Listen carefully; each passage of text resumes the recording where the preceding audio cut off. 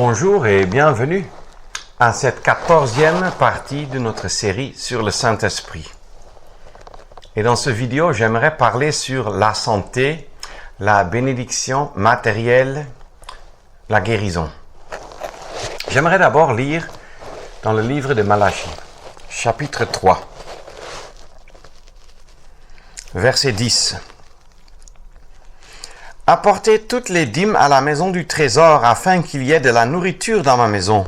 Et éprouvez-moi par ce moyen, dit l'Éternel des armées, si je ne vous ouvre pas les écluses des cieux et ne verse pas sur vous la bénédiction, jusqu'à ce qu'il n'y ait plus assez de place. Voilà une bénédiction particulière que nous trouvons dans l'Ancien Testament. Quel verset impressionnant! Quand l'Éternel des armées s'adresse à qui exactement? À l'Église? Non, elle n'existait pas. Après ce chapitre Malachie 3, plus de 4 siècles se sont écoulés avant que l'Église n'arrive à son début, ne commence. Est-ce que c'était déjà le temps de la grâce? Non. Ça allait encore durer 400 ans avant que Jésus-Christ ne naisse. Ça s'adresse donc à qui? Eh bien, c'est un verset qui est souvent cité d'une façon tordue comme un mauvais comportement, une pression, du chantage psychologique sur des chrétiens, des membres de diverses dénominations, par le leadership pour les escroquer et pour avoir de l'argent, parce qu'on dit, regardez, si vous apportez les dîmes, Dieu va vous bénir. Les dîmes, évidemment, dont on suggère qu'ils sont pour Dieu, dans la réalité, c'est évidemment pour le leadership. Mais bon, on dit qu'il y a un lien direct entre cette obligation de la dîme et bien la bénédiction matérielle. Est-ce vrai? Ah oui, c'est vrai. C'était vrai pour Israël sous la loi. Dieu a déjà dit quand Israël s'est placé sous une loi, en Exode 19 et suivant, alors Dieu a fait leur bénédiction terrestre, matérielle, physique, dépendre de leur obéissance et de leur soumission à la loi. Est-ce que nous sommes sous la loi? Lisez l'Épître aux Galates et vous allez découvrir que non. Et beaucoup d'autres passages aussi dans le Nouveau Testament le montrent. La période de la loi, c'était la période où le peuple d'Israël était placé sous la loi. Ce n'est donc rien que pour Israël, et strictement parlant, cette période est aussi finie depuis longtemps, bien qu'Israël, dans la généralité, n'en soit pas conscient. Donc, aujourd'hui, nous ne vivons pas sous l'alliance, l'ancienne alliance, nous ne vivons pas sous la loi, nous ne vivons non plus sous les obligations de la loi telles les dîmes, et nous ne vivons non plus sous la bénédiction conditionnelle, à savoir que si vous m'obéissez, je vais vous bénir matériellement. C'était une promesse que Dieu a faite, mais exclusivement à Israël sous la loi, je le répète. Quand tu pars maintenant dans le Nouveau Testament, est-ce que tu trouves que ceux qui sont spirituels ne souffrent pas? Nullement. Combien le serviteur le plus fidèle n'a-t-il souffert de la part des hommes qui l'ont maltraité physiquement, qui ont fait souffrir son âme, qui lui ont arraché tout à la croix? Combien n'a-t-il souffert parce qu'il a vécu dans la pauvreté? Il s'est rendu pauvre. Il a grandi dans une région méprisée de par le leadership religieux de son temps. Et de par les habitants de Jérusalem et de la Judée, la Galilée et Nazareth étaient méprisés. Un Nazaréen, c'était identique à quelqu'un de méprisé. Alors, est-ce qu'il n'était pas fidèle? Si. Est-ce que physiquement, les douleurs lui ont été épargnées? Non. Les hommes l'ont maltraité. Est-ce que matériellement, il a été béni? Est-ce qu'il a été très riche? Non. Quand il fallait prouver la tête de qui exactement se trouve sur une pièce d'argent, il en a demandé à un autre, montrez-moi la pièce. Quand il fallait, selon Pierre, payer les impôts, le Seigneur n'a pas tiré son porte-monnaie, sa carte bancaire évidemment. Non, il a fait venir dans sa pure grâce un poisson qui a apporté l'argent pour Pierre et pour le Seigneur. Déjà, cela devrait suffire pour montrer que c'est du non-sens de dire que la fidélité dans notre temps est rémunérée par les bénédictions matérielles et financières, ou bien des bénédictions de santé. C'est du non-sens. C'est un mensonge. Nous en trouvons la même chose chez Paul. Combien a-t-il travaillé de façon impressionnante? Il a été maltraité, flagellé, fait naufrage, ainsi de suite. Il a été dans la famine. L'apôtre Jean, qui avait été dans le sein du Seigneur Jésus, et qui a d'une façon si belle, écrit là-dessus son évangile, les épîtres et l'Apocalypse. C'est des livres impressionnants. Qu'est-ce que nous trouvons? Il a été prisonnier sur une île, éloigné des autres. Ça devrait suffire pour montrer qu'il n'y a pas cette relation entre la fidélité et le porte-monnaie.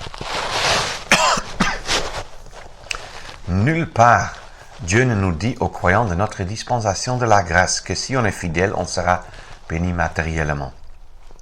Les croyants dans le monde entier connaissent et ont connu à travers les siècles, à commencer par les apôtres, évidemment aussi les croyants de l'Ancien Testament, ils ont connu de la famine, de la mort, du deuil, des guerres, de la haine, de l'opposition.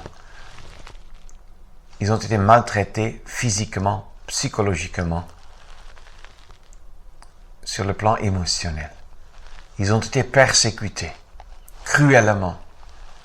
Et des millions le sont encore de nos jours. Est-ce parce qu'ils sont infidèles? Non, c'est parce qu'ils sont fidèles.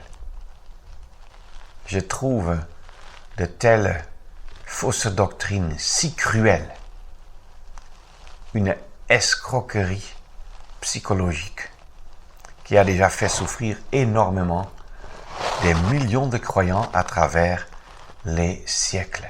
Et j'espère que désormais vous n'allez plus faire confiance à de telles déclarations.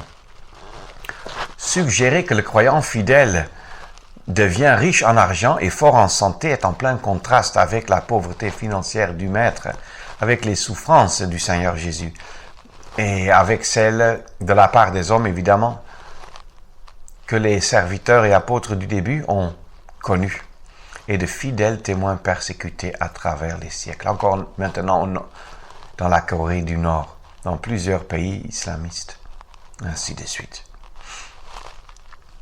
Pour en venir maintenant au don de guérison, dont beaucoup parlent de nos jours. Bon, comme pour tous les autres dons, ce don aussi était destiné à être exercé exclusivement pour la gloire de Dieu et pour le profit des autres, et certainement pas pour l'enrichissement financier de celui qui dit avoir un healing ministry, un ministère de guérison, ni pour l'accroissement et l'agrandissement de sa gloire personnelle. Quand tu vois dans nos villes, de nos jours, particulièrement en Afrique, mais aussi ailleurs dans le monde entier, tu vois des grandes banderoles et affiches annonçant quoi? Est-ce que tu trouves des grands versets bibliques où la gloire est donnée à Dieu? Ah non, tu trouves Healing Campaign, campagne de guérison au stade. Et le nom, surtout le nom de celui qui suggère avoir ce ministère, doit toujours être mentionné, de préférence avec quelques titres flatteurs. Alors que le Seigneur Jésus était juste connu comme Jésus, eux, ils sont connus comme apôtres, prophètes X. Ce don, comme on l'a déjà vu, n'a pas duré toute la période du Nouveau Testament. Et non seulement cela, mais même au temps du Seigneur Jésus et des apôtres. Tous les malades n'ont pas été guéris. Et ce n'était en aucun cas à cause du manque de foi des malades. C'est encore un point important. C'est les pharisiens qui disaient « Qui a péché, celui-ci ou ses parents ?» Qu'ils soient nés aveugles. Et les disciples ont copié cette idée erronée. La pauvreté n'est pas liée à un péché quelconque, à de l'infidélité quelconque de la part des croyants. La maladie non plus. Il y a bien sûr des cas exceptionnels. Si on vit dans l'immoralité sexuelle et on attrape le sida, si on boit de l'alcool et on détruit son foie, oui, là il y a une culpabilité directe. Mais la vaste majorité, si on est piqué par une moustique et on attrape le palu, ce n'est pas parce qu'on est infidèle ou pas suffisamment zélé. Vraiment pas. Je répète, c'est des suggestions cruelles et non pas venant du Dieu de toute grâce. C'est une chose sérieuse. Rappelons-nous, l'apôtre Paul, l'apôtre Pierre et autres, ils ont guéri des malades. Mais Timothée était un compagnon d'œuvre de Paul, valeureux, fidèle et dévoué. Sa santé lui faisait parfois défaut, comme on le lit en 1 Timothée 5, verset 23. Mais Paul ne l'a pas guéri. Il lui a juste dit « Bois un peu de vin », pour la simple raison que l'eau était souvent trouble et troublante justement pour le corps, et le vin contenant de l'alcool tuait les microbes et était dans ce sens bien utile. Ce n'est pas pour boire le vin normalement et surtout pas le vin de palme ainsi de suite avec les compagnons au village. C'est autre chose. C'était le vin comme un médicament à un but précis et à une quantité limitée. Il n'a non plus guéri Épaphrodite en Philippiens 2, verset 25 et suivant, qui montre qu'il a été fort près de la mort, ou Trophime qu'il a laissé malade. 2 Timothée 4, verset 20. Alors de même, nous ne trouvons jamais dans la Bible, ni pour le Seigneur Jésus, ni pour les apôtres, qu'ils aient fait des campagnes de guérison, disant que dans 10 jours, j'arrive dans telle ville et je vais louer le stade ou la place centrale du village, et là, que tous les malades viennent et je vais les guérir. Est-ce que les malades sont venus chez le Seigneur? Eh bien, bien sûr. Mais ce n'est pas parce qu'il avait annoncé une campagne de guérison et il n'a pas reçu même 5 francs, même pas. Il n'a pas été honoré non plus à cause de cela, parce qu'il doit avoir nourri et guéri des milliers de personnes, et à la croix, il avait une petite poignée et finalement le Seigneur était tout seul. Il n'a pas cherché la vaine gloire des hommes, comme beaucoup le font de nos jours. Tant le Seigneur que les apôtres n'ont jamais agi de cette sorte qui est si abondante de nos jours. En focalisant sur la santé physique et visible sur la terre, ces soi-disant pasteurs détournent les yeux des hommes du ciel vers la terre, de ce qui est spirituel vers ce qui est matériel, de ce qui est incorruptible vers ce qui se corrompt, de ce qui est éternel vers ce qui s'en va, de Christ vers l'homme. Ainsi, il montre n'avoir rien compris de tout ce qui est appelé en Hébreux 2, verset 3, un si grand salut. Et pour être très clair, dans le Nouveau Testament, les bénédictions sur le plan de la santé et du porte-monnaie ne sont pas du tout inclus dans le salut. Nous savons maintenant déjà que nous sommes sauvés pour toute éternité. Et Philippiens 3 nous montre que nous attendons encore Christ venir du ciel comme sauveur, qui sauvera même aussi notre corps. Notre corps souffre encore ici-bas. Notre corps, si le Seigneur Jésus vient aujourd'hui, notre corps sera transformé pour être semblable à son corps de gloire. Et là, le salut sera complet. L'homme, esprit, âme et corps, l'homme qui aura cru en Jésus-Christ, est alors sauvé pour toute éternité. Mais suggérer que sur cette terre déjà, la prospérité financière, matérielle et sur le plan de la santé est inclus dans le salut est une fausse doctrine anti-biblique qui n'est soutenue que par des versets qui s'appliquaient à Israël et qui sont même tirés hors de leur contexte et tordus. Et je vous dis tout simplement que retirez-vous de tels faux docteurs et accrochez-vous à la parole de Dieu qui est sûre et certaine. Le temps viendra que cette tempête dans laquelle nous nous trouvons ici-bas, cette misère prendra fin et nous serons pour toute éternité dans la gloire. Là, plus de larmes, plus de deuil. En Apocalypse 21, le Seigneur le dit avec clarté. Là, toutes choses seront nouvelles. Plus de larmes, plus de deuil, plus de cris. Maintenant, on en souffre encore. Et ne croyez pas à ces fantaisies de ceux qui veulent faire de l'escroquerie financière en vous menaçant, en vous plaçant dans une forme de chantage psychologique et spirituel pour que vous puissiez les suivre.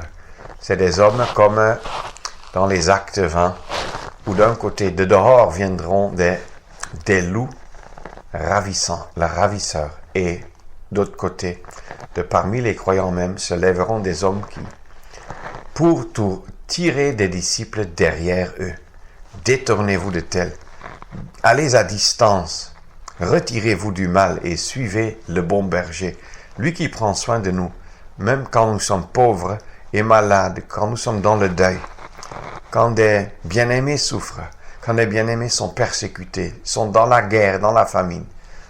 Sachons que lui, il est à leur côté. Et lui, il vaut beaucoup plus que la santé. Soyons clairs. Prenons l'exemple de Lazare. Lazare a 2 fois connu la mort. Est-ce une bénédiction? Lazare est mort, il a été ressuscité, il est encore mort. Juste pour montrer où nos yeux sont-ils fixés. Tout ce qui est ici-bas, même la santé s'en va. Même si quelqu'un vous impose les mains, ce qui est une chose dangereuse parce que vous ne savez à quoi vous vous identifiez. Alors, et s'il pouvait même vous guérir, est-ce que la santé physique vaut plus que tout? Non, ce qui vaut beaucoup plus, c'est la santé de l'âme. Que votre âme soit en étroite communion avec le Seigneur quand vous êtes croyant. Et si vous êtes encore loin de Dieu, soyez réconciliés avec lui avant qu'il ne soit éternellement trop tard. Que nos regards ne soient pas fixés, comme j'ai dit, sur la terre, sur ce qui est matériel, sur ce qui se corrompt, sur ce qui s'en va, sur l'homme, mais sur le ciel, sur ce qui est spirituel et incorruptible, sur ce qui est éternel, sur Christ lui-même et sur tout ce que lui, il donne. Nous avons été bénis de toute bénédiction spirituelle dans les lieux célestes en Christ et que cela nous suffise. Je vous souhaite une bénédiction en méditant ces sujets et à la prochaine dans une autre vidéo. Merci.